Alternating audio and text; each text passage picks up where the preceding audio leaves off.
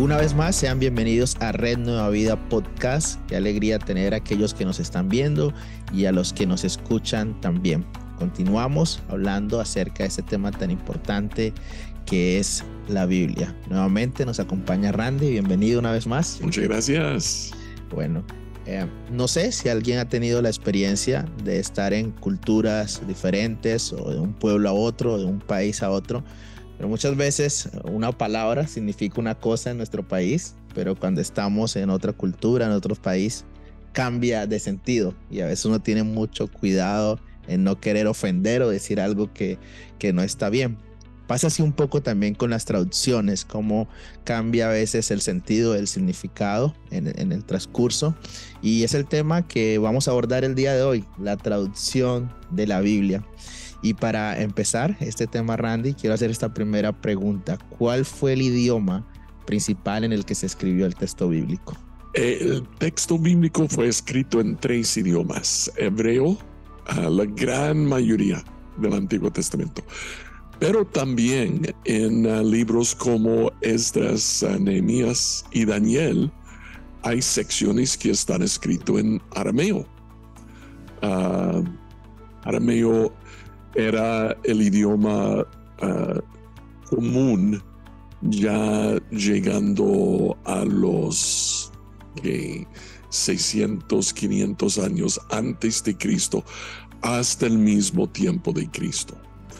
En el Nuevo Testamento todo está escrito en griego, pero no es así de sencillo, porque a pesar de que los textos que tenemos hayan sido escritos en griego, el idioma que hablaban era más bien arameo. Jesús, las palabras de Jesús eran a lo mejor dadas en arameo. Entonces, aún los primeros escritos de la Biblia, los evangelios, son traducciones del arameo al griego. Okay. Interesante empezar hablando acerca de esto. Randy, ¿cómo se dio este proceso de traducción de la Biblia? Sí, era interesante y un poquito teológica en naturaleza. La Biblia fue escrita en hebreo, arameo y griego, pero idiomas iban transformándose. El hebreo como idioma casi dejó de existir, porque Israel en el año 132, Israel fue desautorizado como nación. Su pueblo era llevado, dispersado a otras naciones. Ellos dejaron de hablar hebreo como idioma común y hablaban más bien el idioma de la nación en la cual vivían. Seguían recordando hebreo y utilizaban hebreo en sus sinagogas, pero no hablaban hebreo comúnmente. Griego iba cambiándose también. Por eso encontramos que para el cuarto siglo hay traducciones. Traducciones de la Biblia ya existían, la Septuaginta, que es la traducción del Antiguo Testamento al griego. Fue hecho casi 200 años antes de Cristo. Ya para el cuarto siglo tenemos a Jerónimo, el mismo San Jerónimo, que tradujo la Biblia de lo que él tenía de hebreo, arameo y griego, y la Septuaginta al latín. Él llamaba esa traducción la Vulgata. Vulgata, hablamos un poquito de eso en español también, hablamos de la vulga, sí, del idioma vulgar. No es tanto de groserías que decimos, sino son cosas comunes. Vulgata significa común, porque la intención de Jerónimo era que todo el mundo pudiera leer y entender la Biblia en su propio idioma, como él escribió eso para una audiencia romana, lo escribió en latín. Lo interesante de eso es que la Iglesia Católica mantuvo la Biblia en la Vulgata, en latín, y hasta predicaba en latín, aun cuando latín dejó de ser un idioma de la gente común. Ellos en Alemania daban sus sermones en latín, leían la escritura en latín y la gente no entendía nada en absoluto. Qué cosa tan interesante. Que Jerónimo, queriendo tener la Biblia en idioma que todo el mundo podía entender, la Iglesia Católica más bien llegó en cierto sentido a idolatrar la Biblia, volverla en algo tan sagrado que no se podía cambiar. Y eso era su pensamiento. No podían cambiarlo porque era tan sagrado. El hecho de que nadie lo entendía no les importaba porque no lo querían cambiar. Llega entonces Martín Lutero, 1522. Él no se separa de la Iglesia Católica, sino que él trata de reformar la Iglesia Católica. Y por eso es llamado un reformador. La Iglesia Católica, sin embargo, le excomulga, le desacra, quita su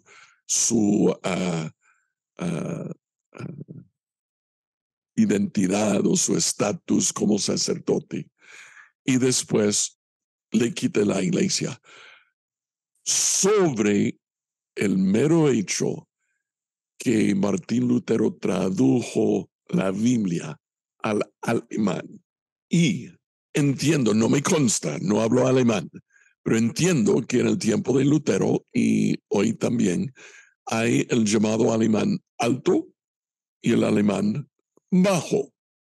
El alemán alto es lo que hablan de pronto en las cortes, sí, las partes más altas de la cultura.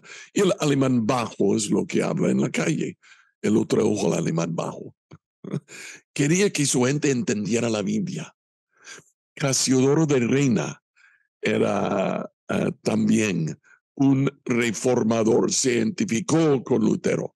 Y poco después de la publicación de la Biblia en alemán, Casiodoro de Reina lo produjo en español, la llamada Biblia de Oso, que si quieres tú puedes comprar hoy una Biblia de Oso, es una republicación de esa primera impresión de la Biblia. La imprenta estaba recién inventada y lo utilizaban entonces para imprimir varias copias, múltiples copias de la Biblia. Tanto Lutero como Casiodoro de Reina y los otros reformadores, cuando ellos estudiaron, se dieron cuenta que había una diferencia entre el canon judío y el canon reconocido en la Vulgata, ya que se estaban separando de la Iglesia Católica en otro sentido. Los reformadores, cuando imprimieron sus Biblias, las imprimieron con el canon judío y por aparte los otros libros agregados al canon judío en la Vulgata, y los llamaron deuterocanónicos. Lutero dio una introducción a esa sección diciendo que estos libros son de interés histórico, mas no son palabra de Dios.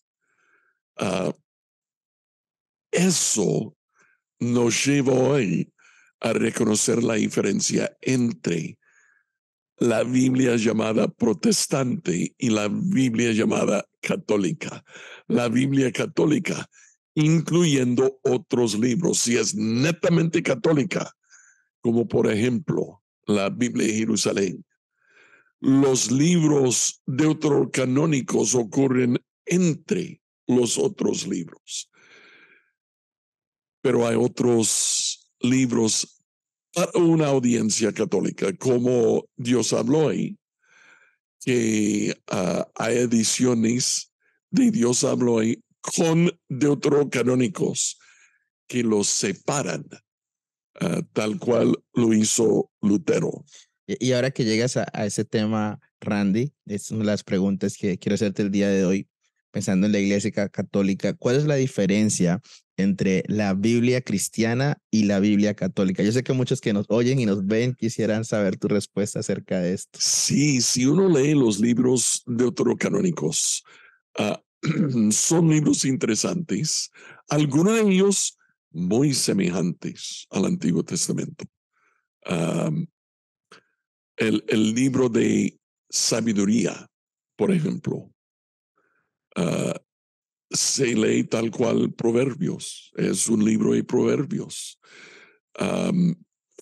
Otros libros, como hay adiciones a Esther que agregan partes, en Esther dice, escribieron una carta que dijo tal cosa y un solo versículo. Ya en los deuterocanónicos contiene toda la carta, sí. Y puede ser auténtico y puede que no. Otros libros como Macabeos narran una historia de lo que ocurrió entre los dos testamentos.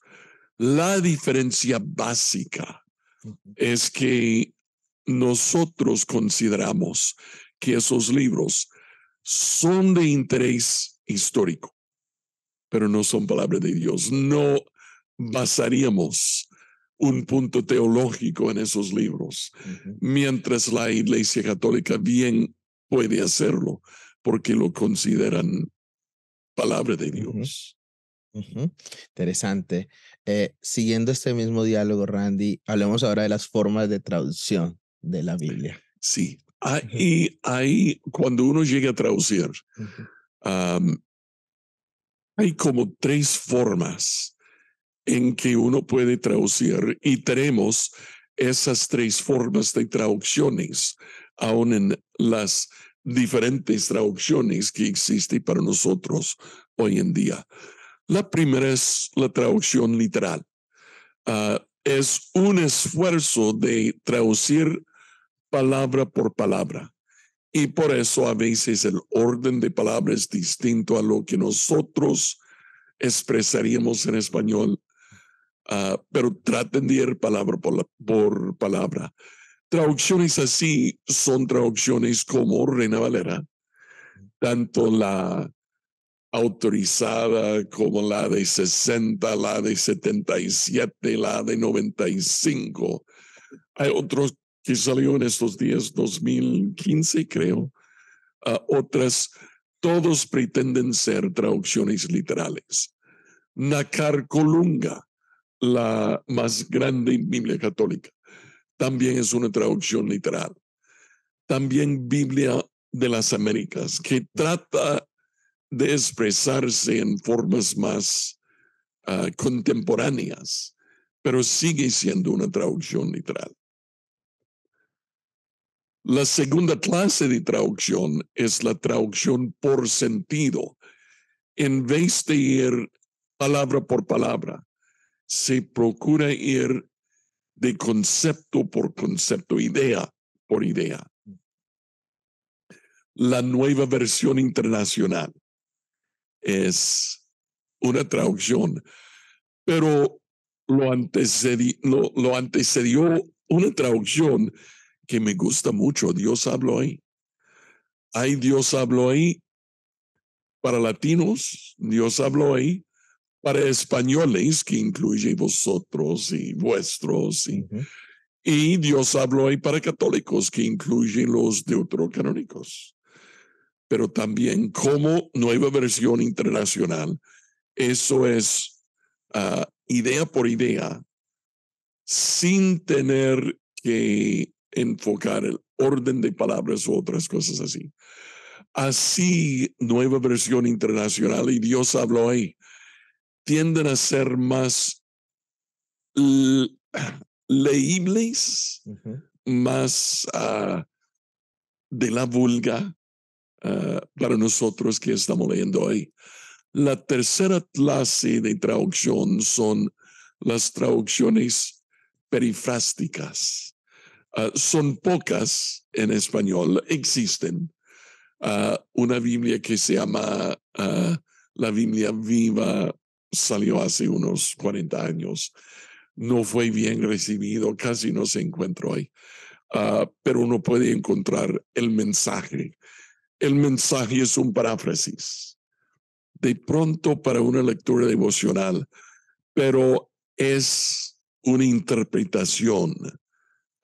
El autor del mensaje no está tratando de expresar fielmente lo que está escrito en hebreo, arameo y griego, sino que está tratando de expresar su alma al leer estos libros, al leer estas palabras, que siente y lo escribe ya en otras palabras. Para mí, si predico, generalmente utilizo o nueva versión internacional, ya que muchos lo tienen hoy, o Dios habló hoy. Pero cuando llego al estudio, prefiero o Reina Valera, todavía son excelentes traducciones, o Biblia en las Américas. Mencionaste algo interesante en esas traducciones, Randy, como la Biblia Dios habla hoy, la nueva versión internacional, pero también la Reina Valera. Algo muy particular que pasa en muchos países hispanos es que muchas personas tuvieron acceso y la facilidad a la versión Reina Valera 1960. Sí. Y se ha caído un poco también en algunos sectores que por tener acceso a esa traducción se ha idolatrado también, y conceptos como a veces que esta es la Biblia verdadera, que esta es la que salva. ¿Qué podemos decir acerca de eso? ¿Qué podemos decir acerca de eso, de que a veces se cierra la oportunidad a estudiar y conocer otras traducciones porque solo esta versión es la autorizada? Pues yo entiendo la posición de una persona que de pronto dice eso, que la Reina Valera 60 es la Biblia, los otros son perversiones, ¿sí? La Biblia es tan importante y tan llamativo que nos cambia, y cuando nos cambia, tendemos a idolatrarla, tendemos a pensar que, bueno, eso es y no hay más. Yo recuerdo cuando llegué a Colombia como misionero, de pronto cuando estaban leyendo la Biblia dijeron, vamos a leer Salmo 37, página 5082 para los que no conocen bien su Biblia. Y podían hacerlo porque todo el mundo tenía exactamente la misma edición. No es así hoy, no es así hoy. Hay que tener cuidado. Aprendamos de Jerónimo y la Iglesia Católica. Jerónimo quiso que que la Biblia fuera entendida en el idioma común, y por eso lo tradujo en la Vulgata. La Iglesia Católica la idolatró y hablaba y leía la Biblia latina, la Vulgata, aun cuando nadie entendía, menos los sacerdotes que habían estudiado latín. Nadie entendía la Biblia. No queremos eso. Queremos que la gente lo entienda. Hay un concepto en la Reforma. Poco hablamos de ese concepto. El concepto se llama la perspicuidad de la Biblia. ¿Saben lo que significa la palabra perspicuidad? ¿Sabe? ¿No sabe? No. No, porque no utilizamos esa palabra. Significa fácil de entender. Me encanta que Ujú. utilizamos la palabra perspicuidad para comunicar que la Biblia es fácil de entender, porque nadie entiende esa palabra. Pero justamente la Biblia es un libro escrito por pescadores, para pescadores. Fue escrito por gente común, para gente común. ¿Por qué cambiar eso? Las traducciones que utilizamos hoy en día, por lo menos las traducciones cuando estamos juntos adorando a Dios, deben ser entendibles por todo el que esté presente. No cambiemos eso. Muy bien, Randy. Qué excelente. Y nos pone a pensar y reflexionar en frente a eso. ¿Qué podemos decir para los pastores, los que están estudiando teología o para los hermanos en la iglesia local de la importancia de conocer y aprender de los textos originales? ¿Es eso importante para la iglesia? Es importante, y sobre todo para los que están enseñando y predicando en la iglesia. Hay ayudas que podemos utilizar. Um, hay varias ayudas en inglés. Uno se llama Biblia de letra azul, que uno puede conectar Blue Letter Bible en el sitio web. Creo que tiene la posibilidad de mirarlo en español, y eso te conecta con la palabra, que cada palabra que está ahí en español refleja en hebreo. Es interesante eso. He aprendido tantas cosas mirando el vocabulario y cómo es que esta palabra aquí también ocurre aquí y es la misma palabra, aunque son dos palabras traducidas distintamente en español, pero reflejan un mismo concepto en hebreo. Eso llega a ser tan fundamental. En estos días también aquí en podcast Renueva Vida, hablé de una nueva perspectiva de la salvación a raíz de algunos estudios en Génesis 1 al 4, cuando empecé a ver la repetición de ciertos términos que Dios, Satanás dijo esto a Eva, y 2 capítulos más tarde, Dios, hablando a Caín, dice la misma cosa. Cuidado, porque eso está por pasar. Nos hace pensar de la tentación, de cómo cayó Eva, y Dios está diciendo a Caín, mucho cuidado, de pronto que te caes también, y justamente cayó. Finalmente, Randy, para concluir el capítulo de hoy, ¿qué podemos aprender como iglesia y como cristianos de este proceso de traducción de la Biblia? Primero y primordialmente, la importancia de expresar la Biblia en términos entendibles para su audiencia. En parte, cuando usted llega para predicar a su iglesia, eso es lo que está haciendo.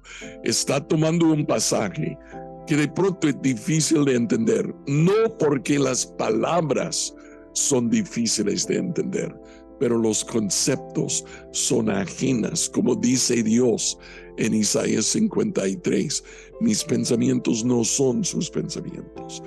Llegamos a ciertos pensamientos de la Biblia y son difíciles.